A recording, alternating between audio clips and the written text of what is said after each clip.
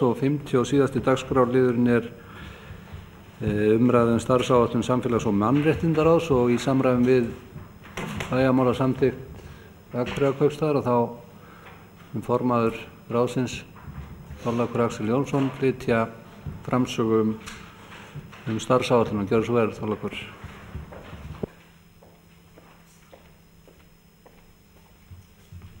Forseti, góðir bæjarfulltrúar.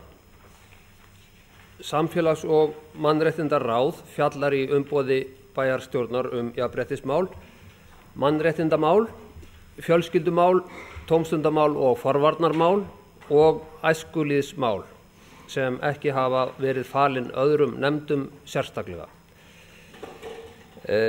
Það gerir tillögu að stefnumörkun bæjarins í þessum málaflokkum og samræmingu aðgerða til þess að stuðla að þroska tækifærum einstaklinga, eins og segir í samþykkt samfélags- og mannréttindaráð frá því í október 2006.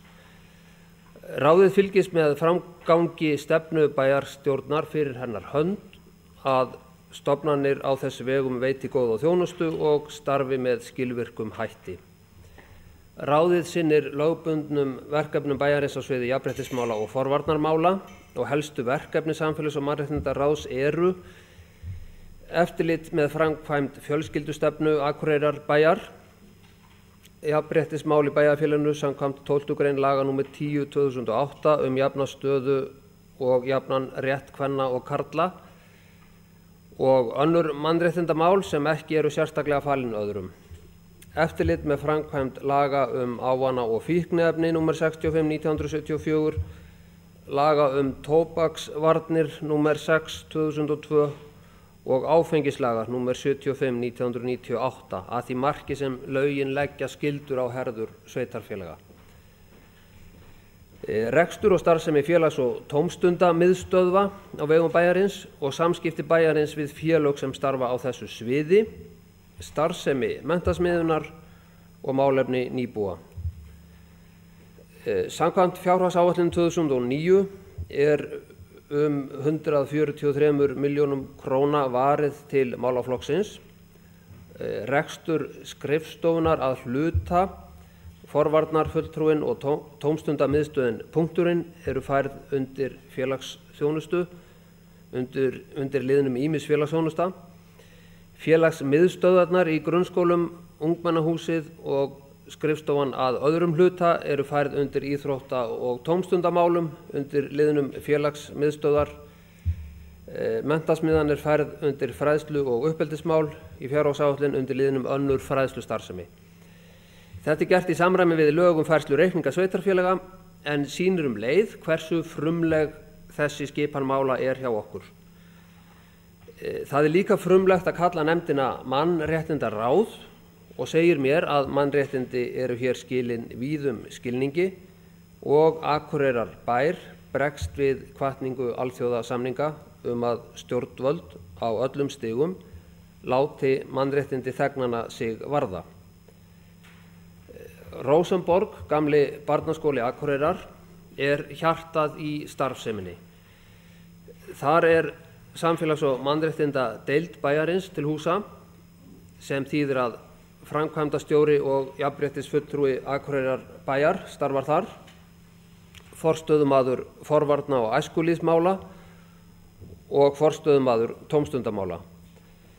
Forvarnarfulltrúin, tómstundamálin öll, handverksmiðstöðin Punkturinn, félagsmiðstöðin Trója, ungmennahúsið, menntasmiðja kvenna og menntasmiðja unga fólksins eru þar. Félagsmiðstöðvar eru starfræktar í Giljaskóla, Glerárskóla og Síðuskóla. Gerður var samningur tilraunaverkefni rekstur menntasmiðju kvenna við starfsendurhæfingu Norðurlands í ágúst á síðasta ári. Menntasmiðja kvenna starfar samkvæmt hugmyndafræði Norrænna lýðháskóla þar sem kennd lífshæfni. Starfsendurhæfing Norðurlands býður námstengda endurhæfingu þar sem heildstæðar úrlausnir fyrir hvern þáttakanda eru leiðarljósið. Markmið tilraunaverkefnisins er starfsmögnun beggja fyrir samlegðar áhrif. Á fundi ráðsins í marsmánuði var lögð fram skýrsla hvernig til tókst nú á haustönn. Þar er tiltekið að af 14 kvenna útskriftarhópi ætli 4 sér í frekara nám og stuðning hjá starfsendurhæfingu Norðurlands, 3 ætla í námi í VFMA, 1 í fjölbrautaskóla í Reykjavík og 1 í háskóla.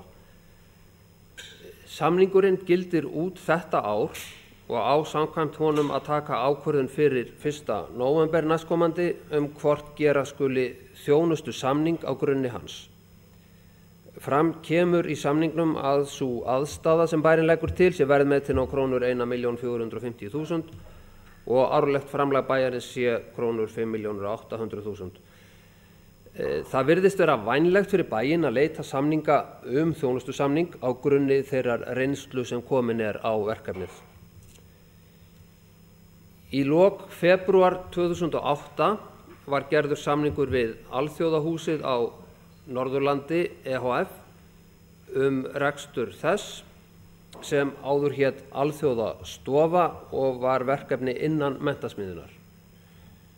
Meginmarkmið samningsins er að tryggja öfluga starfsemi Alþjóðahússins á Norðurlandi og stuðla þannig að því að íbúar nýti kosti fjölmenningarlegs samfélags þar sem jafnrétti og gagnkvæm virðing einkenna samskipti fólks af ólíkum uppruna og útlendingum sem flust hafa til landsins verði gert kleift að taka virkan þátt í íslensku samfélagi. Menntasmiðja unga fólksins starfa nú á vorin með líkum hætti og undanfarin ár. Áður hefur verið rætt á þessum vettvangi nauðsyn breytinga á starfsemi Menntasmiðju unga fólksins. Viðfangsefnið hefur reynst snúið og þó ekki megi leggja árar í bát og við verðum að standa vörð hagsmuni þeirra unglinga sem hafa haft gagn af Menntasmiðjunni. Þá verður að halda áfram að breyta starfinu þangað til svo árangur næst sem til er stofnað. Í framhaldi af viðræðum við þá sem að nýtt hafa sér tilboðið var ákveðið á fundi í ágúst síðastliðinn að skipa í vinnuhóp sem síðan hefur haldið fundi og mun væntanlega skila af sér skýrslu nú með vorinu. Gerðar hafa verið ákveðnar breytingar á Menntasmiðju unga fólksins. Nýr forstöðumaður tók í afleysingu við starfinu. Færri kennarar eru ráðnir í stundakennslu og starfsmenn deildarinnar sjá stóran hluta kennslunar. Með þessu spöruðust peningar. Látið verður reyna á hvernig þetta hefur tekist til og málum skipað í samræmi við reynsluna af því. Samfélags- og mannréttindaráð hefur haft auga á yfirvinnu hjá Akureyrarbæ og hvort kynbundinn launamunur skjóti sér þar inn. Mikilvægt er að halda vöku sinni þrátt fyrir góðar niðurstöður úr könnun á launamun bæjarstarfsmanna á síðasta ári. Nýir möguleikar hafa opnast við að fá upplýsingar launamál kynja hjá Akureyrarbæ með því að lesa þær út úr mannauðskerfi bæjarins. Ráðið hugsar sér gott til glóðarinnar í því efni. Tómstundamiðstöðin Punkturinn starfar með líkum hætti og undanfarin ár. Opnunartíma var breytt eftir áramót til þess að koma betur til móts við þarfir fólk sem hefur tíma til þess að sinna tómstundum á daginn. Reynt er að vera ekki beinni samkeppni við einkaaðila námskeið og verðlagning miðuð við það. Í auknum mæli er farið að flétta saman starf punktsins og tómstunda námskeiða sem grunnskólabörnum stendur til boða á vegum deildarinnar með því að bjóða börnunum upp á námskeið sem haldin eru í punktinum. Starfsemin í menningar- og upplýsingamiðstöðinni Ungmennahúsinu hefur aukist mikið og er aðsóknin einnig meiri en áður. Nafninu var breytt úr húsinu í Ungmennahúsið til þess að skerpa á því gagnvart öllum að tilboð er fyrir fólk á aldrinum 16 til 25 ára. Tilraunaverkefni samrekstur félagsmiðstöðva 3 grunnskóla í Rósenborg mun halda áfram. Einn vetur er eftir af þessu tilraunaverkefni. Ákvörðun verður tekin nú að þessum vetri loknum hvort halda skuli áfram eða hætta við og hvort þetta verkefni skuli vera fyrirmynd annarra félagsmiðstöðva. Leit var til lykta endurskoðun á reglum niðurgreiðslur vegna íþrótta- og tómstundastarfs barna. Nefna má að fleiri félög geta tekið við afsláttarkortum en áður þó svo að þau séu ekki með starfsemi allt árið. Þetta er gert til þess að koma til móts við félög sem starfa eingöngu árstíðabundið. Möguleikamiðstöðin sem hóf starfsemi í lok mars á þessu ári er samstarfsverkefni Akureyrarbæjar, Vinnumálastofnunar, Vinnumarkaðsráðs og stéttarfélaga á svæðinu. Ætlunin er að sameina í Rósenborg upplýsingar það sem er í boði á Akureyri fyrir fólk sem leitar nýrra tækifæra í námi og starfi. Miðstöðin er sérstaklega ætluð fólki í atvinnuleit og er hlutverk hennar að þjóna þeim sem vilja nýta tímann til fulls og búa sig undir ný tækifæri með námskeiðum, tómstundum eða sjálfboðaliðastarfi. Starfsfólk miðstöðvarinnar mun veita fjölbreytta og einstaklingsmiðaða aðstoð af ýmsum toga, til dæmis hjálpa fólki að sækja niðurgreiðslu vegna námskeiða, sækja skólavist, fá upplýsingar réttindi sín, miðla sjálfboðaliðastarfi, gera áætlun í atvinnuleitinni, aðstoða við gerð ferilskráa, svo nokkuð sé nefnt. Eins verða haldnar þar ýmsar gagnlegar kynningar. Möguleikamiðstöðinni er ekki síður ætlað að verða samkomustaður fólks. Þar verður aðstaða til að lesa blöðin, fá sér kaffi og spila púl, fara í borðtennis eða fara í tölvurnar.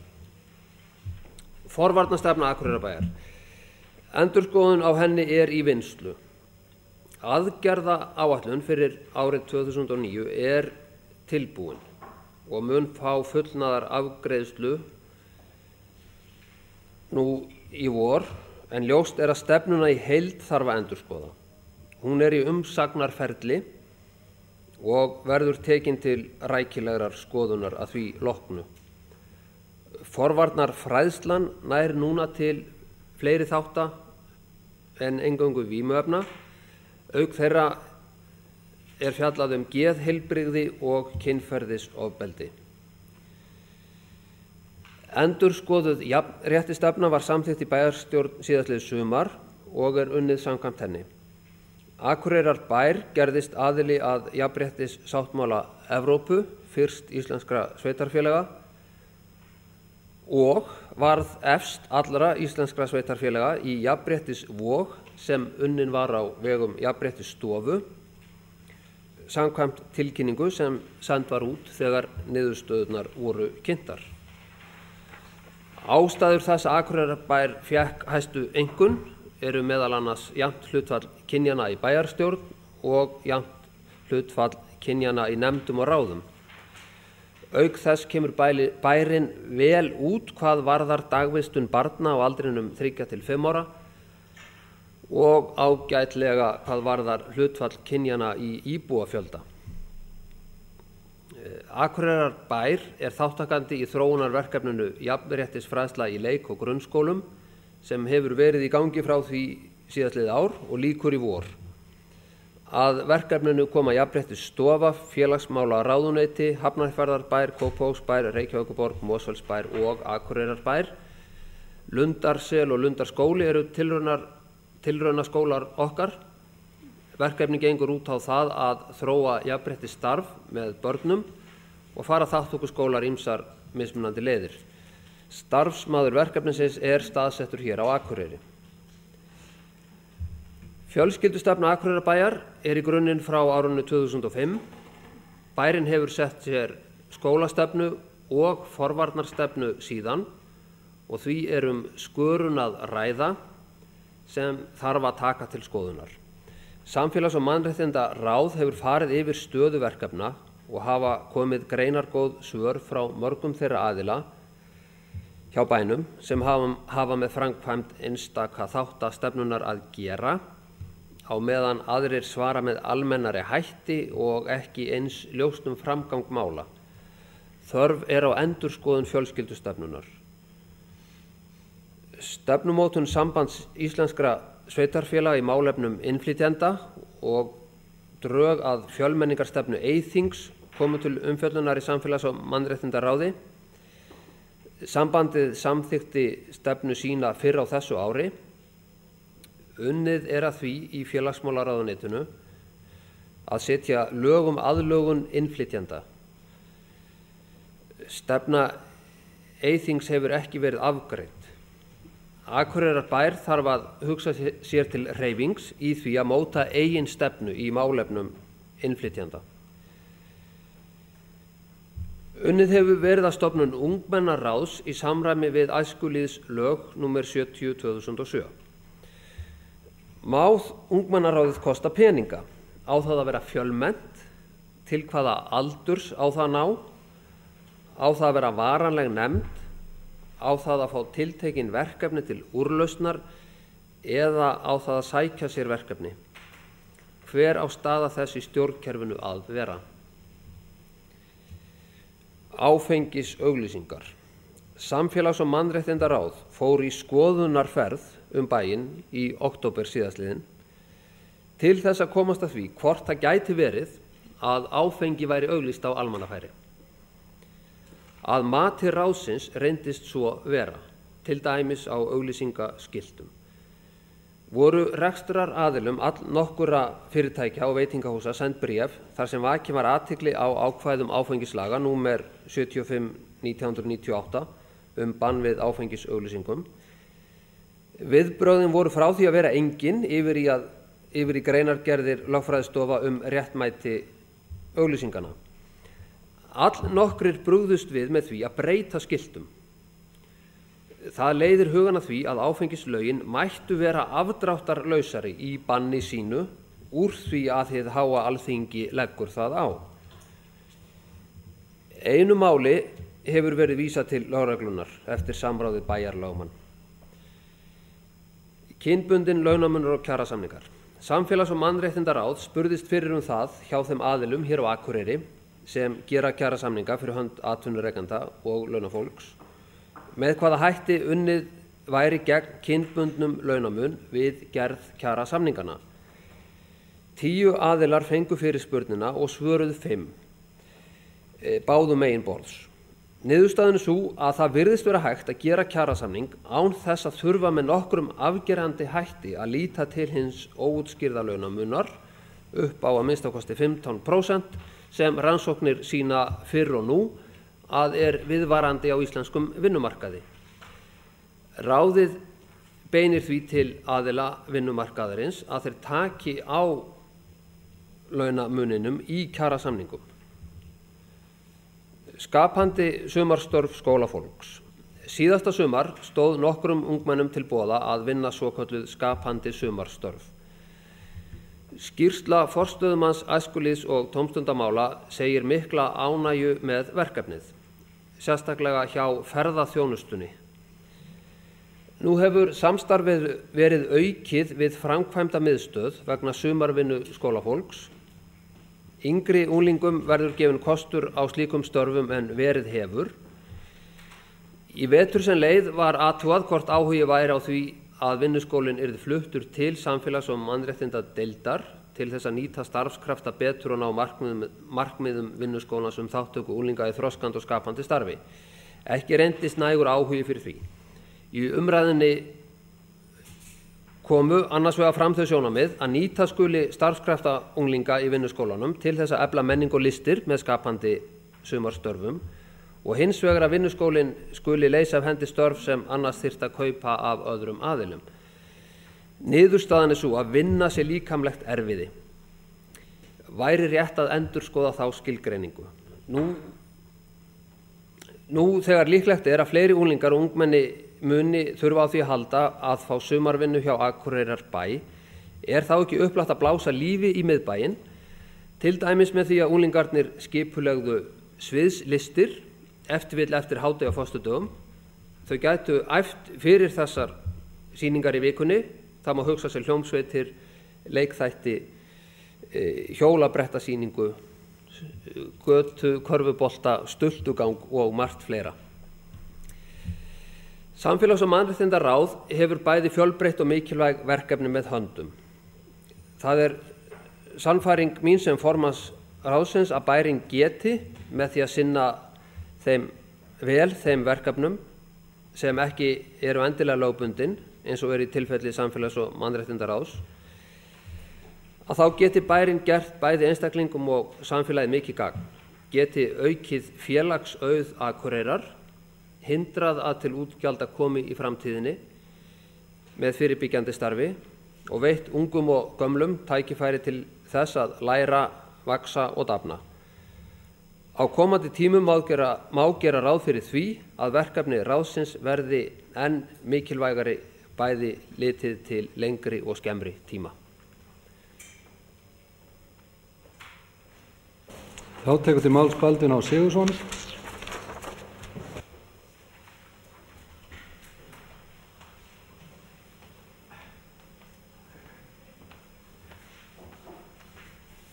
Forseti, ágætu bæjarfulltrúar. Ég þakka lestur starfsáætlunar.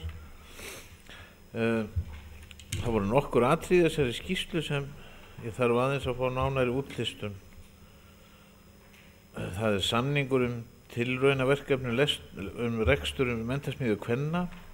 Það stendur að það virðist vænlegt fyrir bæinn að leita samninga þjónustusamninga á grunni þeirra reynslu sem komin á verkefnið.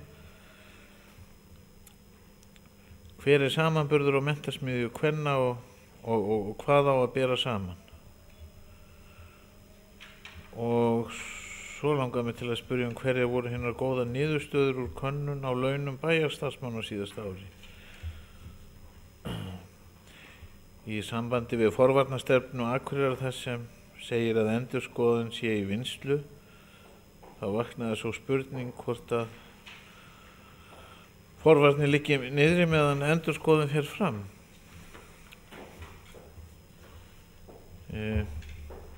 Í skýrslunni segir einnig að unnið hafi verið á stofnun ungmennaráðs í samræmi við æskulýðslög. Og svo kemur má það kosta pening, á það að vera fjölmennt, til hvað aldurs á það að ná, á það að vera varanlega nefnd, á það að fá tiltekin verkefni til úrlausnar eða á það að sækja sér verkefni. Og hver staða þessi í stjórnkerfinu? Þetta virðist enginn vita neitt og því spyr ég, hvert eiginlega vandamálið? Í sambandi við skapandi sumarstörf skólafólks kom fram að nýta skuli starfskrafta unglinga í vinnuskólanum til að efla menningu og listir með skapandi sumarstörfum og hins vegar að vinnuskólinn skuli leysa af hendi störf sem annars þyrfti að kaupa af öðrum aðilum. Niðurstaðan svo að vinna líkamlegt erfiði, en ég bara þarna náði ekki alveg upp í hvað átt var við. Mér langaði til að fá smá útskýringu á því. Sigrún Björk Jakobsdóttir tekur til máls. Forseti, ágætu bæjarfulltrúar. Ég vil byrja hér að þakka formanni Samfélags- og mannréttindaráðs virkilega vel fyrir góða yfirferð stöðu mála hjá þessari nefnd. Og mér fannst skín í gegn í þessari yfirferð hversu yfirgripsmikill þessi málaflokkur og hversu mikil yfirsýn hefur myndast í þessari nefnd yfir þennan málaflokk og þessa fjölbreyttu málaflokka sem að snúa að velferð og lífsgæðum bæjarbúa og barnanna okkar einna helst. Og þetta sannfærir mig endanlega. Ég hef nú sannfært það við hverja stefnuræðu sem hér hefur verið flutt í frá þessari nefnd að þetta hefur verið rétt skref að stíga.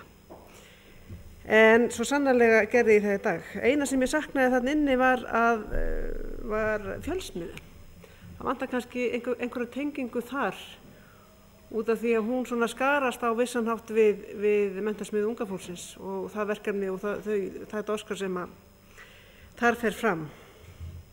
Nú rétt að bregðast við spurningum bæjarfulltrúa Baldvins H. Sigurðssonar hér áðan, þá eru þessar tilgangur með þessu ræðum er að vekja okkur bæjarfulltrúa til umhugsunar og að við svörum þeim spurningum sem viðkomandi formaði setur fram, til dæmis spurningum sem settar eru fram hér í varðandi ungmennaráðin. Ástæða fyrir því að þær eru settar fram er ekki það að formaður sé að vaða hér vill og svima, heldur hvaða stefnu bæjarstjórn vill taka í þessu málu. Ég satt nú nýverið ungmennaráðstefnu Ungmennafélags Íslands og Háskólans á Akureyri, þar sem saman komu ungmenni allstaðar á landinu, aldrinum 12 ára til 28 ára held ég að verið, yngsti, 12 ára, yngstu 12 eða 13 ára. Alveg frábær ráðstefna, 80 manns.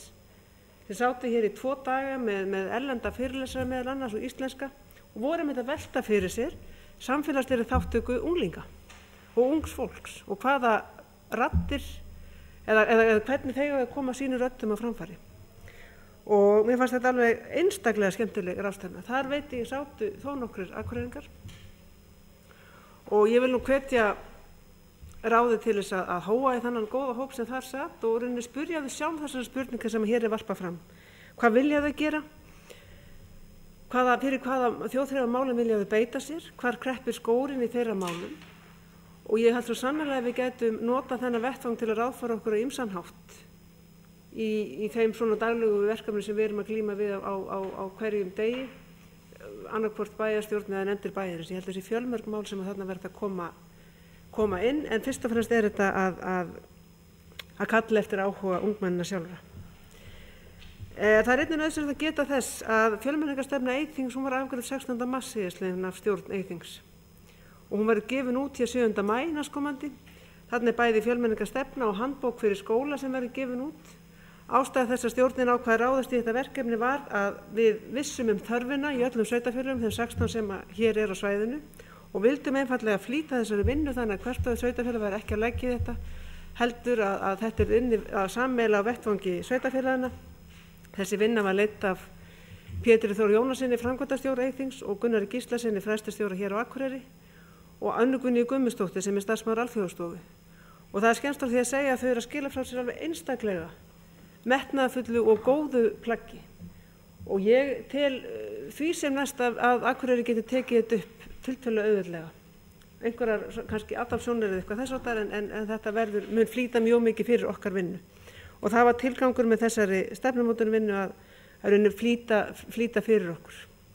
Austfirðingar hafa kallað eftir því að fá þetta að láni og auðvitað er þannig í samstarfi sveitarfélaga að við erum öll að reyna að stela á prúðmannlegan hátt frá hvort öðru og kurteislegan, og handbóki sem var gerð fyrir grunnskólinu hefur meðal annars verið gerð í Reykjavík og við erum að nýta okkur það vinnu sem það er sett.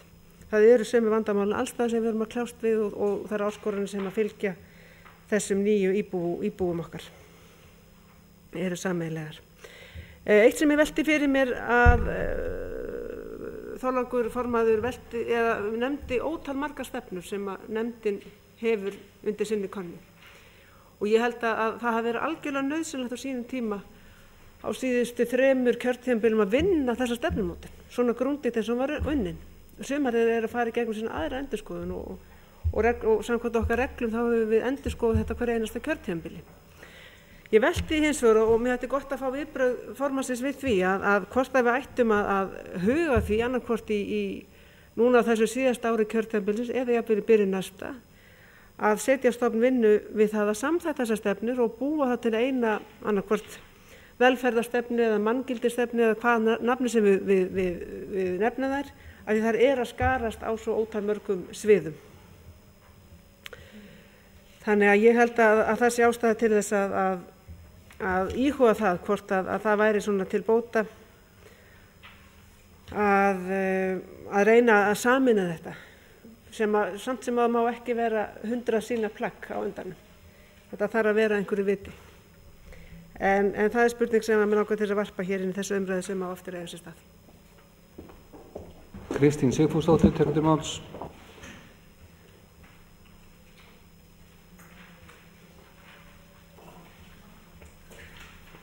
Já, forseti, ágætu bæjarfulltrúar. Já, ég þakka fyrir Þorláki Jónssoni fyrir þessa yfirferð, formanni Samfélags- og mannréttindaráðs. Ég held að það geti nú kannski ekkert verið sérstaklega frumlegt að kalla þetta mannréttindaráð, en ég nú fann að fella mig þokkalega vel við það, en mér finnst þetta óskaplega langt, Samfélags- og mannréttindaráð. Nú, en svo það þannig að hvað menntasmiðjuna varðar, þá segir það líka að mælikvarðarnir hversu vel hafi tekist við að fara að hræra í þessu. Það náttúrulega eins og annað sem við gert og reynt til að gera hér, og það var reynt að gera það þokkalega vel, en ég ekkert vissum að þetta hefði farið eitthvað öðruvísi og hefði ekki 14 lokið námi þó að hefði verið í Rósenborg og undir öðrum formerkjum. Og ég segi bara, það eitthvað sérstaklega góður árangur miðað við það sem áður var? Hvar eru hinar 5 sem ekki fara í nám hafa þeir fengið vinnu? Og ég held að menntasmiðja kvenna, þannig að ég vil helst vita það. Ég hef nú miðað við það sem ég verið að reyna að fylgjast með, bæði við lokkontaktdeildar og annað eftir því, þá það auðvitað fleiri úrræði, það fjölsmiðja og ýmislegt, lautin og hvaðina. En ég ekki, ég dreg þennan samanburð í efa. Og ég held að sé nefnilega nálæðin og hafi verið og það að svona vissan hátt þá hafi þetta ekki verið neitt sérstaklega heillamænlegt en gengið eins þokkalega og það gat gengið. Nú það gott að gengur vel með Alþjóðahúsið og ég fegin því að þessi samþykkt skuli vera komin á vegum Eyþings sjálf og verulega nauðsynlegt og ekki síst á þessum síðustu og vestu tímum. Því að það einmitt þessi félagslegu úrræði öll sem það ekki félagslegt úrræði neitt. En við segjum sem svo að þeim mun fleiri möguleika og tækifæri sem við höfum, því betur komum við til með að þjóna og finna tækifæri fyrir þá sem að þurfa á því að halda. Nú mér líst alveg sérstaklega vel á möguleikamiðstöðina og mér finnst þetta alveg þarna finnst mér þetta hafa tekist aldeilis ljómandi vel, ég verð að segja það. Og það eru svona skemmtilegar þessar rósir sem hægt að bæta við í hnappagatið. Hvað fórnarstefnuna varðar þá þannig aðgerðaráætlun fyrir árið, hún núna tilbúin. Ég veit ekki hvenær þetta var samið og það aðgerðaráætlun fyrir árið 2009.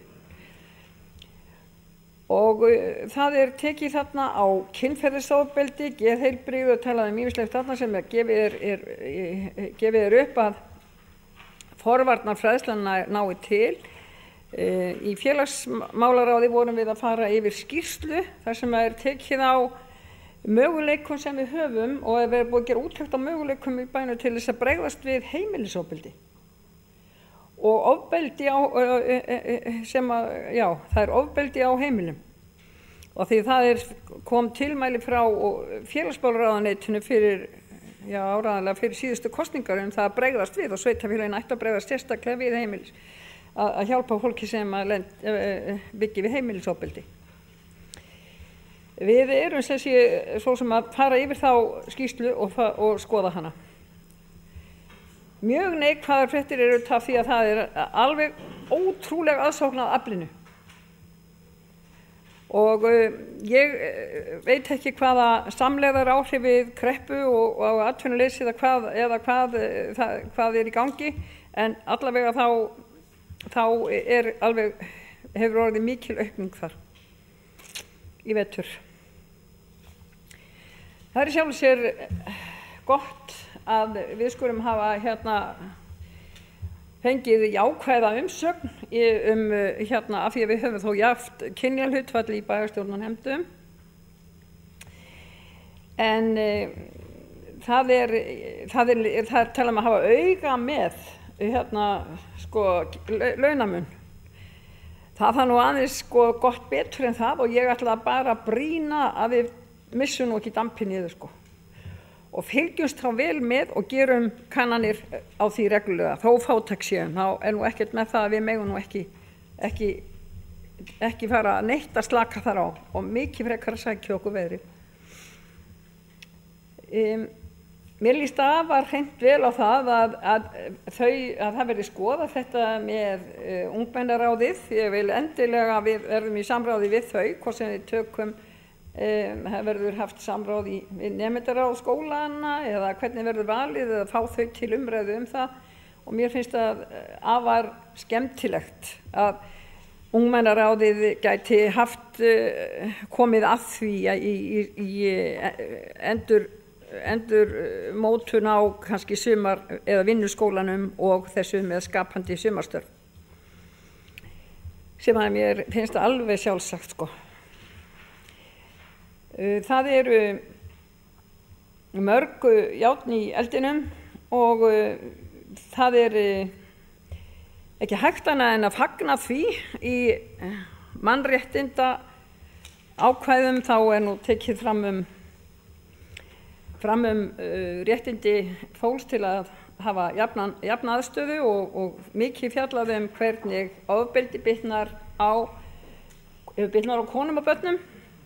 Og ég ætla að fagna því bara sérstaklega hér og það núna að 17. apríl þá samþykkti Alþingi frumvarp til laga breytingu á hegningarlögum sem gerir refsivert að kaupa vændi. Og mér finnst það mikill og langþráður áfangi hafi þar náðst í mannréttindum og jafnréttisbaráttu. Og ég vona bara að við, eins og ég endurtaki það, að þjóðin verði nú svo skynsöm að velja sér góða ríkisstjórn og laugardaginn kemur og þá vil ég að eitt af hennar fyrstu verkefni verði það að lögleiða kvenréttinda sáttmála Sameinuðu þjóðanna sem 30 ára gamall og væri sko ótrúlega mikið skref í mannréttindamálum. Og við höfum ekki staðið við höfum oft komið frekar illa út úr þeim samanburði þegar verið að skoða hvernig við höfum unnið með þann sáttmála. Og hann eins og ég segi, hann orðið 30 ára gamall og mér finnst það verðugt verkefni fyrir samfélags- og mannréttindaráð að fara yfir þennan sáttmála, kvennasáttmála Sameinuðu þjóðanna og einmitt vinna vel í því hvað það sem við getum einmitt tekið upp og gert betur með tilliti til hans. Það finnst mér að því að við erum áræðanlega mjög framalega í því að uppfylla sáttmála réttindi barna. Ég get ekki ímyndað mér annað. Miðað við öll þau tækifæri og það sem við gerum í barnaverndarmálum og öðrum slíkum. Þá finnst mér það verðugt verkefni að skoða einmitt þessa sáttmála sem við getum einmitt farið að hagnýta okkur betur. Þannig að ég held að það sé ekkert svo sem frekar sem ég ætla að taka fyrir hér, en ég árétta það að mér finnst á þessum krepputímum þá skipti þetta alveg feikilega miklu máli að halda vel utan um börn og ungmenni og ég sé ekki betur en það sé einmitt það sem við erum að gera og sumarið oft erfiður tími, ekki síst ef við höfum ekki sumarstörf og ferðalögin verða minni og annað til því þá sköpum okkar eigin tækifæri, það áræðanlegt. Og ég sé svo mikið samlegðar áhrif eins og við Tjaldstæði og Hömrum að svona sumar skapandi sumarstörf eða það sem væri kannski svona sirkus eða leikir og útfærsla á því hvað þau geta hreinlega komið að liði. Og ég held að það gæti hæglega verið bæði niður í bæ og þá eins og Tjaldstæðinu og kringu landsmóti náttúrulega og annað eftir því. Svo mér líst nú bara vel á þetta allt saman og hlakka til þess að fá að fagna sumrunni í næstu viku. Eða núna eftir 2 daga segi ég og taka vel á móti sumri. Takk fyrir. Forseti vill að gefnu tilefni ítreka tilmælum til bæjarfulltrúa það að hér liggur fyrir til umræðu starfsáætlun samfélags- og mannréttindaráðs og beinir hinn tilmælum til bæjarfulltrúa að halda sig svona mestanpart innan bæjarmarka Akureyrarkaupstaðar. Næst tekur til máls Sigrún Stefánsdóttir.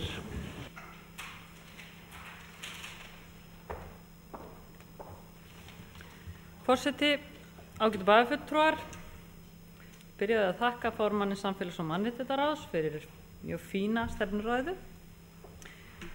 Ég tel stefnuræður hér í bæjarstjórn mjög mikilvægar og ekki síst þær stefnuræður þar sem að bæjarfulltrúar eiga ekki tengingu, beina tengingu, auðvitað eigum öll tengingu inn í ráðin, en þar sem fulltrúar í nefndunum sitja ekki í bæjarstjórn.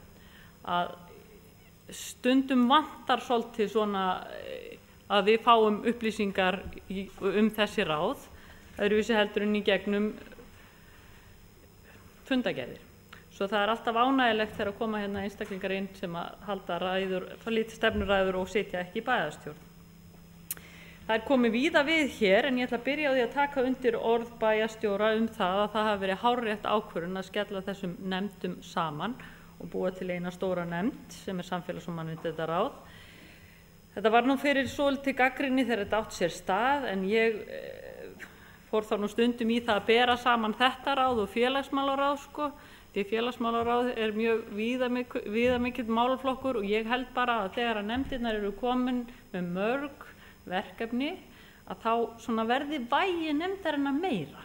Þungin verði meiri og ábyrgð meiri og gefi bara nefndastarfinu meira vægi. Ég satt sem formaður jafnréttisnefndar á sínum tíma og manni fannst svona stundum svolítið úr litlu að moða. Það komu fá erindi inn og við þurftum svona oft á tíðum að bara finna okkur verkefni sem er náttúrulega líka gott, en það er gott að hafa hitt á móti að það komi verkefni inn og sé svona næg verkefni að takast á við. En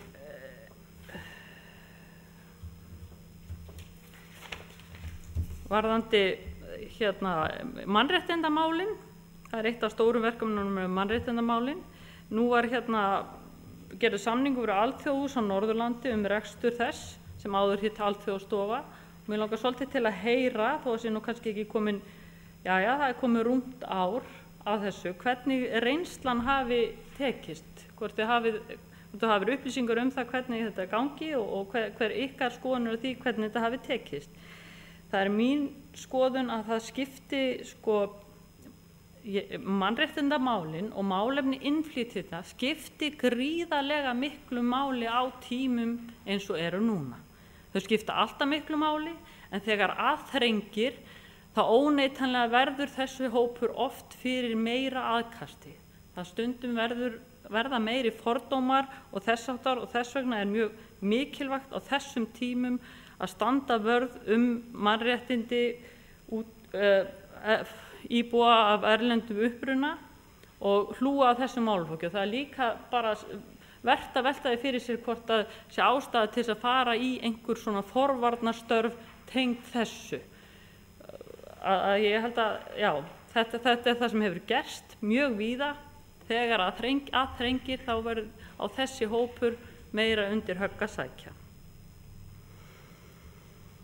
Varðandi menntasmiðju kvenna þá er mjög ánægilegt að lesa eða heyra á ræðu formanns virkni kvennanna. Og það verður líka gaman að heyra hver samanburðurinn væri á því hvernig þetta hefur gengið núna og áður.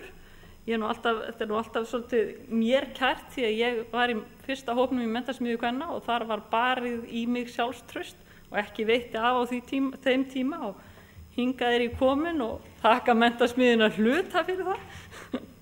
Svo að ég held að hafi tekist vel til í þessu tilfelli og mér fannst mjög gaman að sjá hvað eru margar sem héldu áfram beint, því að sumar halda áfram beint og aðrar halda áfram eftir skamman tíma, en ég fullyrði það að þetta starf sem þarna fer fram, hvort heldur sem það er upp í Rósenborg eða þar sem það er núna, að það hefur mjög mikið að segja. Varðandi punktin og möguleikamistöðuna, þetta er náttúrulega punkturinn mjög mikilvægur á þessum tíma þegar margir eru atvinnulausir og ég mjög ánægð með þessa framkvæmd sem möguleikamiðstöðin Það mjög mikilvægt að reyna að ná til þeirra sem eru atvinnulausir.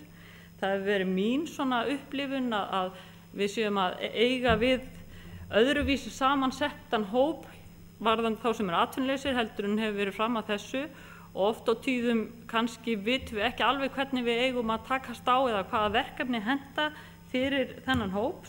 Stór hluti af þessum hóp eru karlmenn sem að yfirleitt hafa konur verið í meirihluta af þeim sem eru atvinnulausir og það mjög mikilvægt að leita leiða til þess að ná til þessara hópa.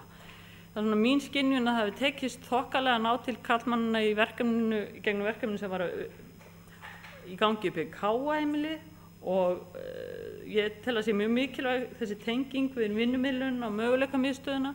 Ég stundum velti fyrir mér hvort að það ætti markvisst að fara í það að hafa samband við þá eða hvort að ætti að vera einstaklingur niður á vinnumiðlun sem að ræðir og það getur vel verið að sé, ræði og reyna að ýta við þeim því að við vitum bara það að það eru einstaklingar sem hafa lokað sig inni og taka ekki virkan þátt í samfélaginu, finnst mjög erfitt að takast á við atvinnuleysið og það er mikilvægt að ná til þessara einstaklinga. Þetta var ekkert smá rós í nappagati fyrir Akureyrarbæ, þetta með jafnréttisvogina og því má náttúrulega þakka líka þessi átak sem var gert í að útrýma launamuninum og var ánægjulegt að það skyldi nást en það þarf líka að standa mjög vel vörð það að halda að þetta mikla verk sem var unnið að því sé viðhaldið því að það er nú einhvern veginn þannig að þetta vill oft á tíðum fara í sama farið og verið hefur svo að það er þarft verk sem þarf að vinna í þessum málum að halda utan það í hvaða átt launamunurinn að fara. Og mér finnst líka að þetta verkefni sem þið hafið fóruð í varðandi kjarasamningagerðina að benda á það að taka tillit til launamismunarins, þessar 15% launamismunar sem eru á landinu, að þetta er mjög gott framtak og bara ber vott það að þið eru vel á verðinu, eru vakandi á verðinum í ráðinu. Ein spurning að lokum, það er varðandi skapandi sumarstörf. Mér fannst þessi skapandi sumarstörf sem voru í gangi á síðastliðið sumar mjög skemmtilegt. Þetta lífgaði verulega upp á miðbæinn þegar þau voru í bænum með gjörningu og eitt og annað og ég kannski fór það fram hjá mér en ég var bara veltaði fyrir mér verður þetta í boði á komandi sumri eða ekki. Ég náði ekki alveg að átta mig á því hvort þetta verður í boði eða hvort þetta verður í boði með óbreyttum hatti og þú kannski, kæri formaður, svarar því. Þá tekur Helena Karlsdóttir til máls. Forseti ágætu bæjarfulltrúar. Já, ég vil byrja því að þakka formanni Samfélags- og mannréttindaráðs fyrir góða ræðu. Það er ljóst að það er margt að gerast og mér finnst þessi skýrsla að gefa glögga mynd af því sem þar fer fram. En í Rósenborg er skemmtileg blanda fjölbreyttrar starfsemi og ég vil líka taka undir með þeim sem hér hafa talað að vel hafi tekist til og þetta hefði verið rétt ákvörðun að setja þessa starfsemi saman undir einn hatt í Rósenborg. Það er mikið verið að tala hérna menntasmiðjuna. Við ræddum það hér á sínum tíma varðandi tilvist menntasmiðjunar. Og ég verð að segja það í dag, þá fagna ég því að það var ákveðið að halda áfram með menntasmiðjuna í þeirri mynd sem hún er. Ég ætla ekki að ræða rekstrarformið á henni vegna þess að það er haldið áfram með sömu hugmyndafræði, hún er hýst upp í Rósenborg og þá tel ég að það skipti ekki öllu máli með rekstrarformið. Ég lít jákvætt á þessa tilraun, þessi leið var farin og ég ætla ekki að draga hana niður. Ég held hún hafi verið tilraunarinnar virði. Ég ætla að leyfa mér að segja það eru svipaðar aðstæður núna og það voru þegar að menntasmiðjun var sett á stofn. Reyndar þegar að síðasta námskeið menntasmiðjun var haldið þá var kreppan ekki skollin á En við munum væntanlega sjá það núna næsta haust og það verður forvitnilegt að sjá hvort að aðsókn í menntasmiðjum kvenna muni aukast út af þessu atvinnuástandi sem við nú búum við. En að sögn hefur þetta samstarf BIRS og menntasmiðjuna gengið vel. Ég held að þetta sé mikil bót og ég vona og mér langar til að spyrja formanninn að því hvort það sé búið að taka ákvörðun það hvort að þessari tilraun verði haldið áfram eða ekki. Það er talað hérna um Alþjóðahúsið. Mér langar til að spyrja hvort einhver breyting hafi orðið á þessari yfirfærslu, það er að segja að Alþjóðahúsið hafi tekið þetta yfir og þá hverjar helstu breytingarnar hafa verið. Varðandi menntasmiðju unga fólksins, þá hefur aðsóknin í menntasmiðju unga fólksins ekki verið eins og maður hefði kosið að hún yrði. Ég hef verið á þeirri skoðun að það ætti að endurskoða menntasmiðjuna.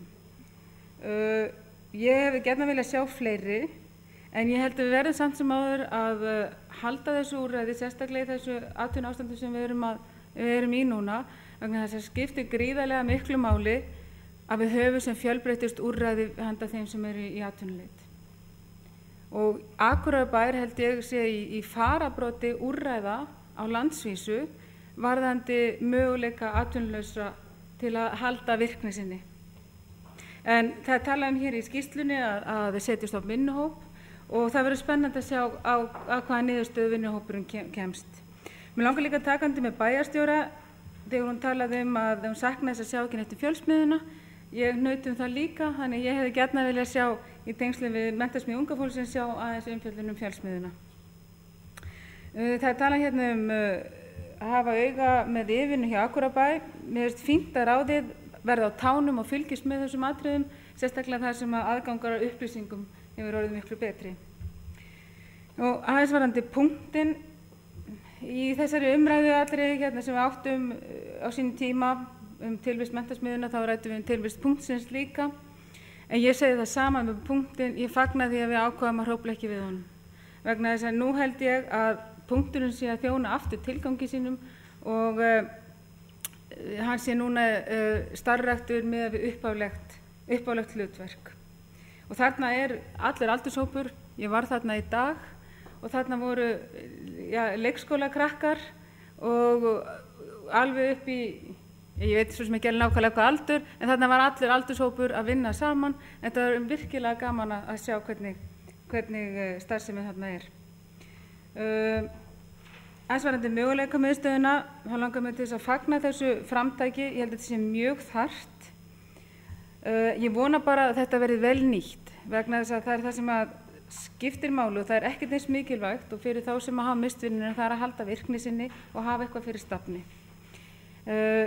Og þetta skiptir rosalega, og það skiptir máli líka að fólk nýti sér þau tækifæri sem gefast, hvort sem það er varðandi nám eða störf. Þannig að þarna er hægt að fara á eitt stað og fá allar upplýsingar og ég held að þetta sé bara mjög gott mál og ég fagna þessu. Formaðurinn tala hér áfengisauglýsingar, tala hér að áfengisleiðin mætti vera afdráttarlausari. Mér langar bara að taka undir þetta aðeins og ég ætla nokkuð að fara að lýsa minni skoðun á þessu. Mér langar að taka undir þetta annarkvort á að leyfa þetta eða leyfa þetta ekki, það á ekki að vera neitt tvískinningur í gangi. Síðan er verið að tala kynbundinn launamun og það segir hérna að það virðist vera hægt að gera kjarasamninga á þess að líta til óútskýrts launamunar. Mér langar til þess að spyrja formanninn að því hvernig lýsir þetta sér, þar segja ef hann hefur svör við þessu, hvernig lýsir þetta sér og hvað er hægt að gera til að koma í veg fyrir að þessi hægt að gera kjarasamning með þessum hætti. Ég held að sem komi bara hjá mér að sinni, mér langar bara enn og aftur ítreka þakkir mínar fyrir þessa góðu skýrslu. Takk. Jóhannes Bjarnason tekur til máls.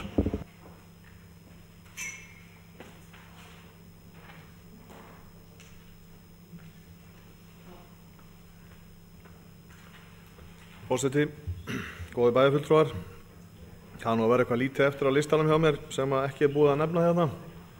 Ég ætla nú ekkert að endurtaka þær spurningar sem hér hafa komið, bæta kannski við nokkrum og velta upp nokkrum hlutum í viðbót varðandi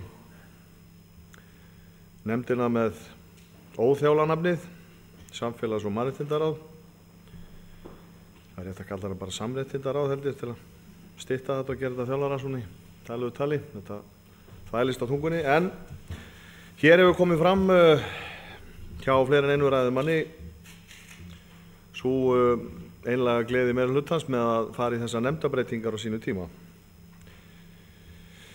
Ég fjarri því að vera á sömu skoðun. Ég ætla alls ekki að herma það upp á þessa nefnd að hún sé ekki að vinna vinnu sína. Það langur vegur þar frá. Ég hins vegar í hjarta mínu algjörlega samfærður það að einstakir málaflokkar, og tek ég það út fyrir sviga, kannski þann málaflokk sem ég hafi unnið mest í af þessu sem að heyra undir nefndina, sem eru vímuvarnir, áfengis og vímuvarnir, þeim hefði verið betur borgið undir ákveðinni nefnd sem hefði ekki önnur mál að fjalla heldur en þau mál sem að hún var að fjalla Og ég get bara nefnt sem dæmi að í þessari stefnuræðu, ja, príðilega hún og ég þakka formanninum fyrir ágættavinnu, að þá eru umfjöllun vímuvarnir, þær eru taldar í örfáum línum. Á móti því að við höfðum hér á sínu tíma umræður þessi mál sem að fjölluðu eingöngu þetta stóra mál. Og þá fór maður í allskyns greiningu á þessari vinnu sem við höfum farið í. Það hefur náð skríðalegur árangur hér í bænum, sérstaklega í áfengisvörnum eða baráttunni gegn áfengi hjá úlingum í grunnskóla. Það árangurinn alveg feikilega góður og ástandið hefur algjörlega gjörbreyst á, við skulum segja, rúmum áratug. Áfengisneysla úlinga í elstu bekkjum grunnskóla, hún orðin miklu minni heldur hún var. Það var farið í samstillt átak skólana og bæjaryfirvalda og fleiri. Þetta var markvisst unnið að því að koma þessu upp. Það var nú allskyns slagorð sem að reyndar ekki kannski náðust alveg en sögðu kannski sína sögu hvert átt að stefna og árangurinn hreinlega frábær. Við höfum kannski ekki náð sama árangri hjá eldri úlingum, framhaldsskóla úlingum. Þar því miður þá hefur ástandið þar ekki verið að lagast nema kannski síður sé. Og það einmitt kemur inn á einn þáttinn í þessu sem að formaður nefndi hér áðan. Það eru áfengisauglýsingar sem einn hlutinn af þessum slag. Ég held að þessi breyting hafi til dæmis haft það í för með sér að starfsvið forvarnafulltrúa það hefur breyst mjög mikið. Ég tók mikinn þátt í að koma þessu starfi á koppinn á sínu tíma. Það voru 3 aðilar sem að komu því til leiðar að þessi staða var búin til.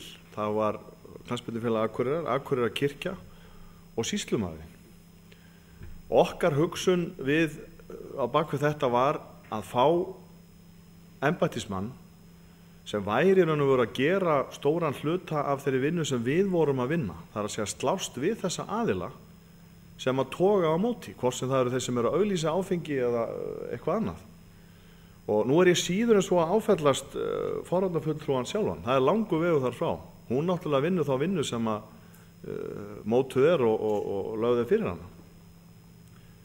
En í mínum huga, sem svona einn af þessum komið á þessu stað, þá hefur þetta breyst og ég segi hiklaust að ein skýringin á því þessi breyting á nefndaskipan. Því að þetta væri miklu skýrara markmið núna og það eru sannarlega nægu verkefni til staðar ennþá. Miklu meira nú. Menn hafa svona veigrað sér við að fara inn í þennan slag við eldri úlinga upp í framhaldsskóla. Það miklu erfiðara við það að eiga og þar af leiðandi hefur svona slagurinn orðið erfiðari. En ég sem sagt ekki þessara skoðunar. Ég ekki að segja að það sé algjörlega algilt. Það langur vegur frá því. Það ýmislegt sem vins svo sem á því að hafa þetta samþætt og fólk hefur meiri yfirsýn og getur flétta saman ákveðna þætti. En svona skýrt afmarkaða fagnefndir eins og þessi var, hún hefur liðið fyrir þetta og ég held að sönnunargagnið sé bara einfallega beint fyrir fram á okkur. Það eru þessar 10 línur sem eru forvarnamál, það er að segja áfengismálin og þau mál sem tengjast þeirri gömlu nefnd. Í staðan fyrir að hér væri bara meira og minna eitt fundur það, hvernig ættum að slást við þennan óþverra. Ég heyri á bæjarfulltrúa Sigrúnar að Menntasmiðja Kvenja hefur ýmislegt á samviskunni í gegnum söguna. lamið jafnvel fullmikið sjálfstraust í sumar. Svona í gríni sagt, það nú á og frá reyndar, ég ber mikla vinningu fyrir því starfi sem þar fyrir fram. Það undir nefndina tilheyra mjög margar stofnanir sem framfer starf sem okkur og hefur verið lífsnauðsynlegt. Þetta eru mjög margvísleg úrræði fyrir fólk sem á ýmsum aldri sem hefur lent í vandræðum í sínu lífi og eins og ég sagði mörgum ástæðum, og þessar stofnanir eru og hafa unnið feikilega gott starf í gegnum árin. Við þurfum hins vegar að vera mjög vel vakandi yfir því, svona í tímanna rás, að breyta þessari starfsemi ekki síst í ljósi þess hvaða önnur úrræði að koma líka. Hér hefur verið minnst til dæmis á Fjölsmiðjuna sem ekki hér á blaði. Ég ekkert að segja og alls ekki að það að fara í einhverja gagngera skoðun og leggja eitthvað niður eða sameina. Ég bara að tala það að við séum á tánum með það, að fylgjast vel með og fylgjast með líka því upplægi og starfi sem framfer í hverri stofnun fyrir sig. En ég ítrekka það, þær hafa allar unnið sig starfa að miklu sóma og komið mörgum til bjargar. Eitt sem ég langar að bæta við sem ég nú að stika yfir spurningarna sem eru búin að koma, það ætla ekki að endurtaka þær. Ég langar að spurja svolítið út í félagsmiðstöðarnar og þá starfsemi sem þar fer fram. Unnin einhver vinna þar í að, ég veit ekki hvernig það var að kalla það, skima notendunar? Verið að reyna að fá inn í starfið þau börn eða þá úrlinga sem við teljum að kannski einna helst þyrftu á svona tilbreytingu að halda? Þá meina ég kannski börn nýbúa, fleiri hópa sem kannski íþróttamunstri hentar ekki og fleiri afþreying sem í boði. Markviss vinna í gangi? Ég hef ofta ætlað að spyrja þetta en það hefur farist fyrir en ég kem því á framfæri núna. Varðandi forvarnastefnuna sem í endurskoðun. Ég hef lesið forvarnastefnu Reykjavíkurborgar og var afskaplega hrifinn af því plaggi. Mér fannst hún feikilega vel unnin og eiginlega svona, ef ég hef verið beðinn að semja svona plagg þá hef ég sennilega, ég reyndar aldrei náði kannski alveg svona góð en grunnurinn hefur verið þessi. Og ég hvet forvarnafulltrúan og nefndina eindregið til að fá bara hreinlega leyfi til að notfæra sér þessa beinagrind, ekkert endilega nákvæmlega öllu leyti. Þetta afskaplega gott plagg að mínu viti, vel unnið og mjög skiljanlegt plagg líka. Markmiðin augljós og leiðirnar, þær fara ekkert á milli mála. Það eitt sem varðandi forvarnastefnuna svona í víðum skilningi sem við kemur kynþáttafordómum. Mér langaði kannski að spyrja hvort að það sé eitthvað í farvatninu að setja það inn í þessa stefnu, að vinna þá að því á ákveðnu aldurstigi að koma í veg fyrir kynþáttafordóma. Ég hafði punktað hérna niður hjá mér ýmislegt varðandi jafnréttismálin. Það búið að nefna hér ýmislegt eins og ég nú verið þá uppreisna æru sem bærinn fekk í þessum málaflokki og þá breytingu sem hefur orðið í allri umræðu sem hreint með ólíkindum. Þetta tók algjöra uppbeygju á örfáum vikum, getum við sagt. Þetta náttúrulega einn þátturinn inn í þessari nefnd sem kannski kom þarna inn með auðvitað mörgu öðru og það hefur svona verið það deilt hvort það hefði verið betra að halda þessu á þann hátt sem var. Þetta kannski ekki afgerandi augljóst að mínu viti eins og með áfengis- og vímuefnanefndina. En ég held nú samt að ýmislegt í tengslu við þetta bendi samt til þess að það svo hefði verið. Varðandi ungmennaráðið sem hér minnst á í þessari ágætu skýrslu, þá tel ég að það væri mjög sniðugt að skoða það möguleika að svona ungmennaráð, það myndi ekkit endilega hittast mjög oft á fundum, kannski einu sinni 2-3 ári, en nota sér netið til fundahalda eða netið til samskipta og svona möguleika í sínu starfi. Ég held að það myndi jafnvel henta þessu unga fólki að mörguleyti mjög vel líka, svona blanda af fundum, vel undirbúnum fundum fáum og síðan notfæra sér þennan miðil til þess að koma skilaboðum á framfæri eða haga sínu starfi á netinu. Og skapandi sumarstörf skólafólks, ég hef alltaf verið ákaflega hrifinn af þessu möguleika og hvet formanninn eindregið til að reyna að auka við þennan þátt.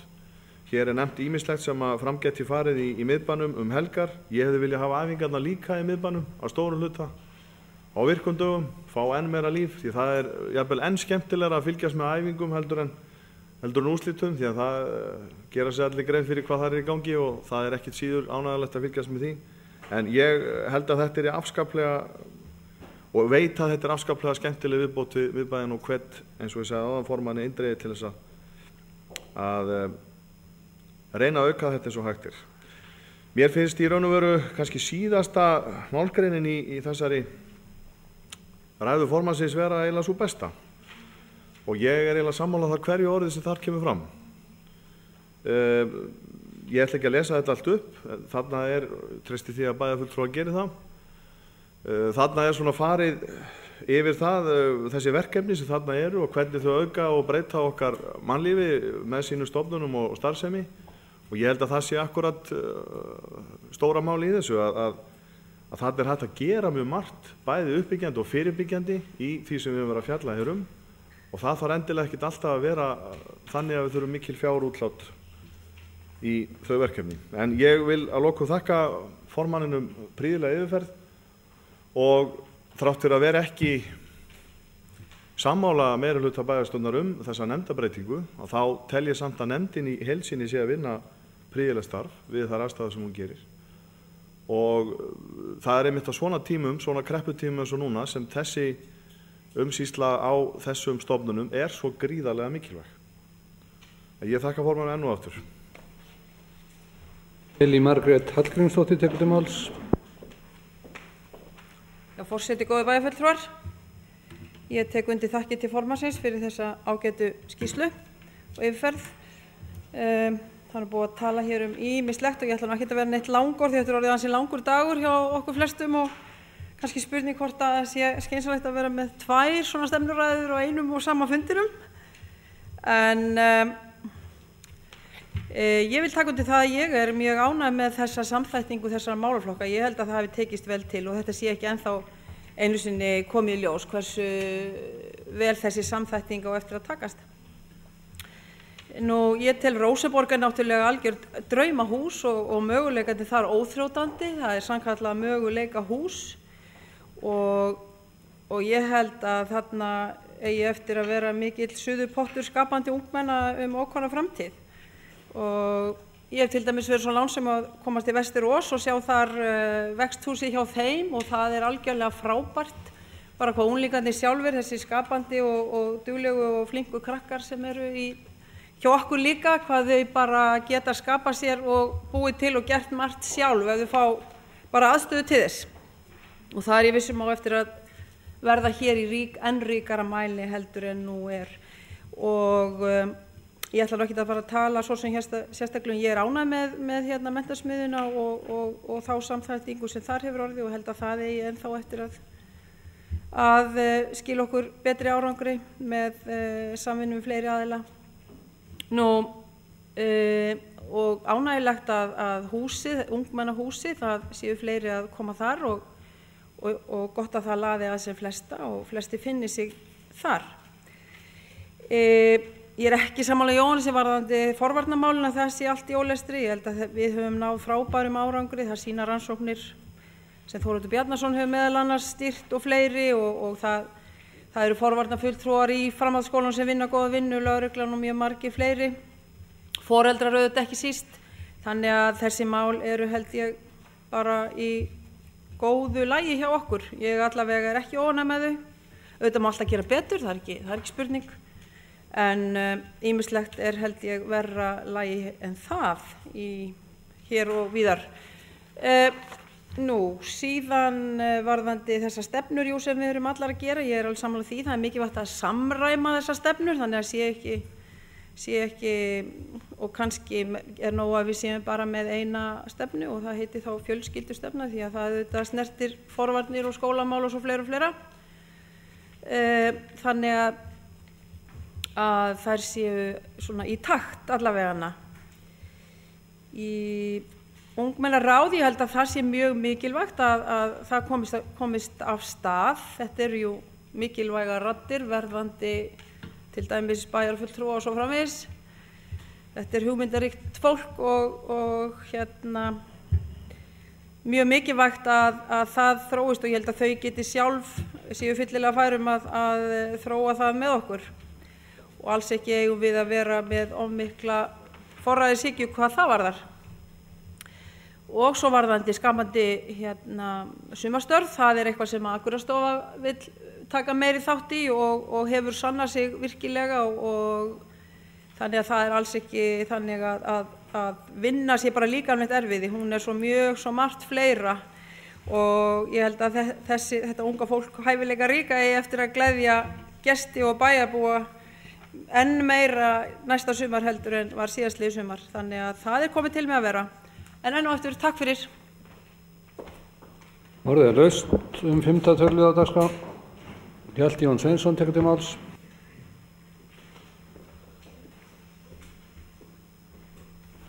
Forseti ágætu bæjarfulltrúar, ég held að við ættum að reyna að halda áfram aðeins enn. Mig langar aðeins að gera umtalsefni umfjöllunar áfengisauglýsingar sem kom fram í ágætu erindi Þorláks formanns Samfélags- og mannréttindaráðs.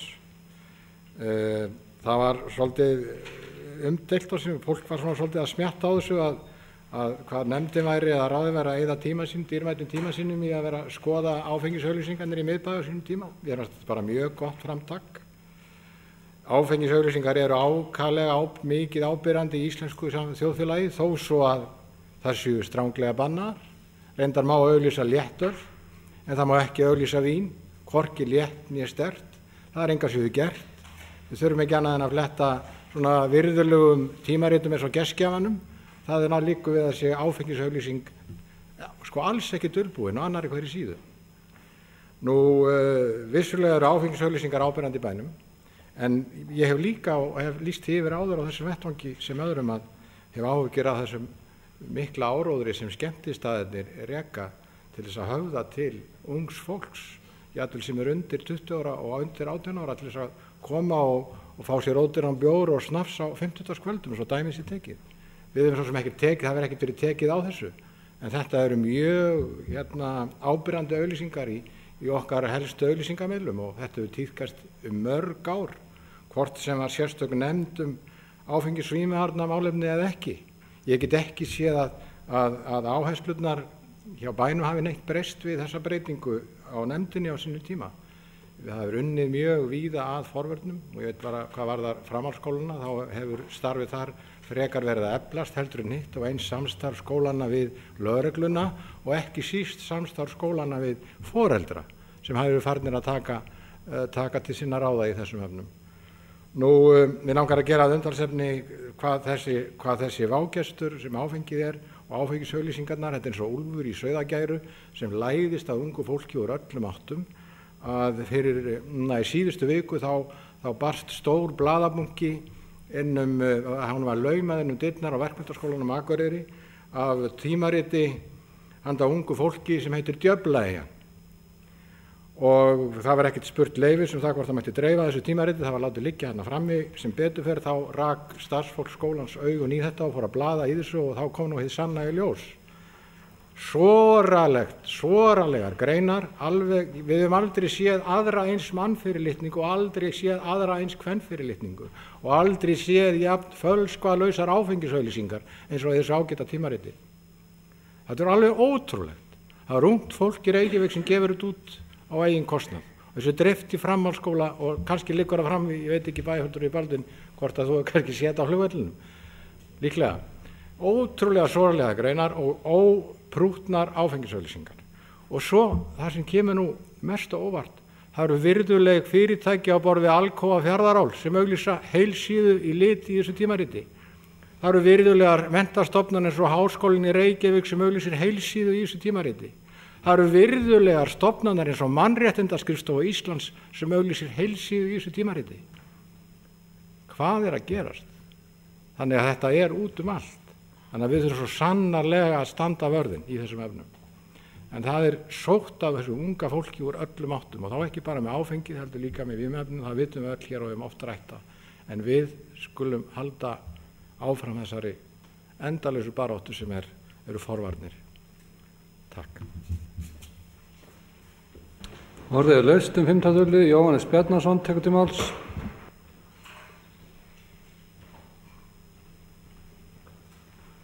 Já, forseti, góða bæjarfulltrúar, bara örstutt. Bæjarfulltrú Elín, ég sagði aldrei að forvarnarmál hér væri ólestri. Það alveg klart. Þvert á móti þá sagði ég mitt að það hefði nást frábær árangur í forvarnarmálum á Akureyri. Það hins vegar sú vinna sem býður okkar framundan við þá sem ekki hefur kannski verið beint kröftunum að, sem ég var að tala að við þyrftum að fara endurskipuleggja. En forvarnarmál og sú barátta sem hér hefur verið háð undanfarin 1,5 áratug gagnvart unglingadrykkju hefur borið mikinn árangur, samstillt átak og ég hafna því algjörlega að ég hafi kallað það þeim nöfnum sem bæjarfulltrúi Elín sagði. Orðið laust 5. dagskrárlið. Hann virðist vera þokkalega vel tæmdur, þannig að þá tekur formaður samfélags- og mannréttindaráðs til máls og svarar þeim fyrirspurnum sem til hans hefur verið beint. Forseti, góðir bæjarfulltrúar, og ég þakka ykkur fyrir umræðuna og athugasemdir. Þetta auðvitað afskaplega gagnlegt að fá að koma hérna og ræða málin.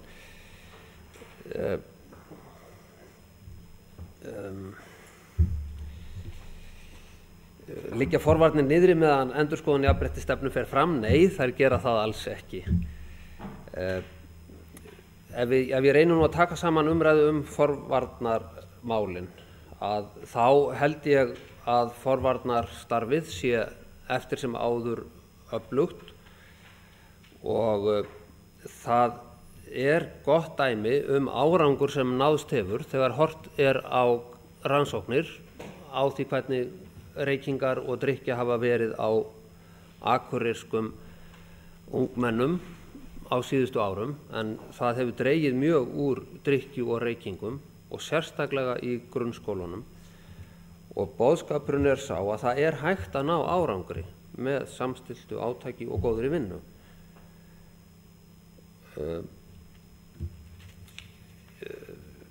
Varðandi það hvernig á að skipa málum í nefnd, þá held ég að ég veit ekki hvort ég á að vera að skipta mig mikið af því, en ég held að starfið sé öflugt og samþættingarmöguleikarnir sem eru í því að allir eru í nánu samstarfi og það ein nefnd sem hefur yfirsýn, ég held að það sé betra heldur en hitt að hafa sér nefnd. Það ekki erfitt að setja aðgerða áætlun í sjálfu sér, það óteljandi verkefni og ég sammála því það sótt í ungmennin að venja þau við dýran lífstíl sem að gerir ráð fyrir áfengisneyslu og það mikið verk að svara því á öllum sviðum og að þau hafi eitthvað annað við að vera heldur en að fara á böll og nota áfengi. Og það verkefni bæjarins ásamt svo mörgum öðrum og auðvitað þetta stríð háð á hverjum tíma af mörgum.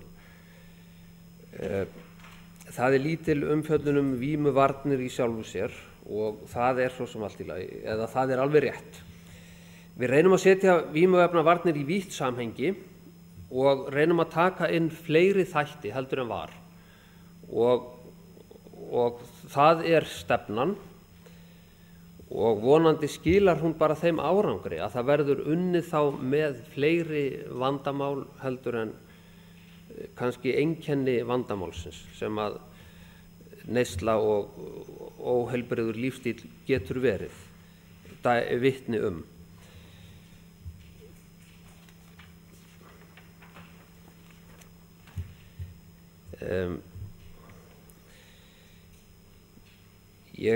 það var nefnt bæjarstjóri Sigrún Björk nefndi þann möguleika að að samhæfa stefnurnar og ég held að það sé einnar messu virði að athuga það hvort að við gætum samhæft þær, lesið þær saman og farið yfir það, jafnvel kalla marga til, en auðvitað þurfa þeir að vera svo sérhæfðar að einhverju leyti.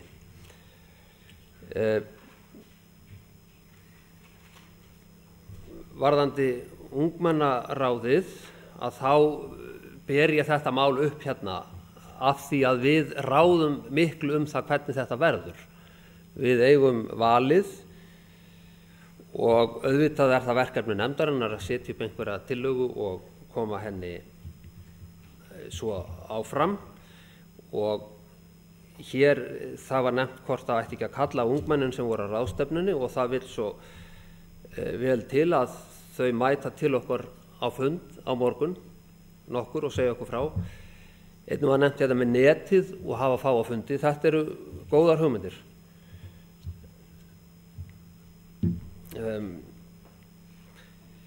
Hinnar góðu niðurstöður launajafnrétti eru þær að það sýndi sig engin marktækur munur á launum kynjanna hjá Akureyrarbæ, hvorki í grunnlaunum né heildarlaunum.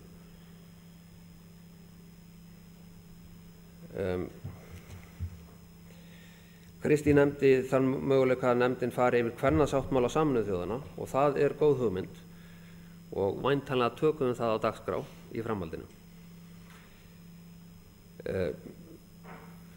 Skýrsla heimilisofbeldi, hún er að öllum sólarmerkjum að dæma samin sem hluta drögum að aðgerðaráætlun á vegum félagsmálaráðuneytisins og sú aðgerðaráætlun er partur af jafnréttisstefnu Akureyrarbæjar.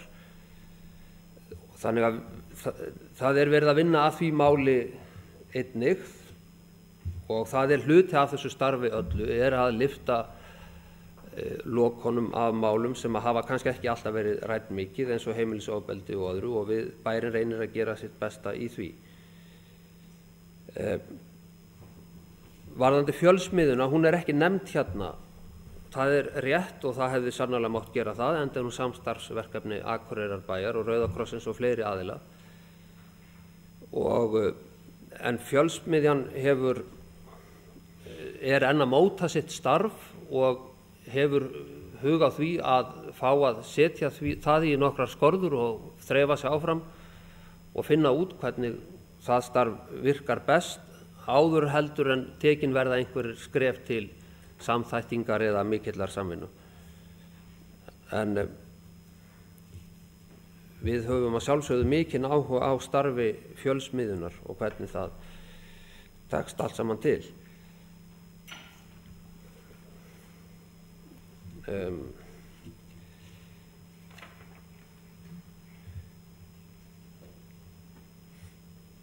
Varðandi kjarasamningana að þá er hugsanlegt að það sé hægt að leggja einhverja skyldur á herðar þeirra sem gera kjarasamninga að þeir eigi að vita af vandamálinu og gera eitthvað tiltekið í því. Ég veit ekki hvernig það ætti að orða það en þetta er svo sem ekki komið lengra en hér er kynnt að það virðist sem sagt hægt að gera svona samninga án þess að vera neitt að hafa áhyggjur af kynbundnum launamun. Alþjóðahúsið að það hafa myndast betri tengingar við Alþjóðahúsið í Reykjavík með þessu fyrirkomulagi og þar með er samstarf og tengsl við túlka þar og lögfræðing sem starfar þar og svo hefur verið rætt við sveitarfélögin hérna á Norðurlandi að gerast aðilar að samstarfinu og Alþjóðahúsið er að vinna að því.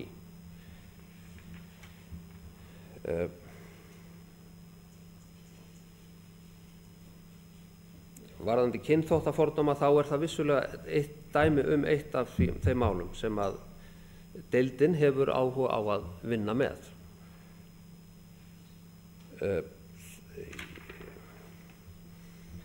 Menntasmiðja kvenna að það þarf sem sagt að ákveða það á þessu ári hvort eigi að gera samning áfram rekstur hennar við starfsendurhæfingu Norðurlands og það mun væntanlega, það eru auðvitað þær aðilar sem hafa með peningaumsýsluna að gera sem gera það þó að nefndin komi vonandi að því eitthvað.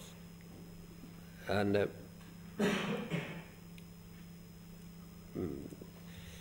menntasmiðjan, hún enn í Rósenborg og það eru sömu kennarar eða margir sömu kennarar og áður og árangurinn virðist vera svipaður. Það ekki verið að halda því fram að hann sé kannski í neinum grundvallaratriðum annar en verið hefur. Hann hefur verið góður, en það greiðari leið til starfsendurhæfingar Norðurlands en verið hefur og það þá dæmi jákvæða árangur af þessari samþættingu.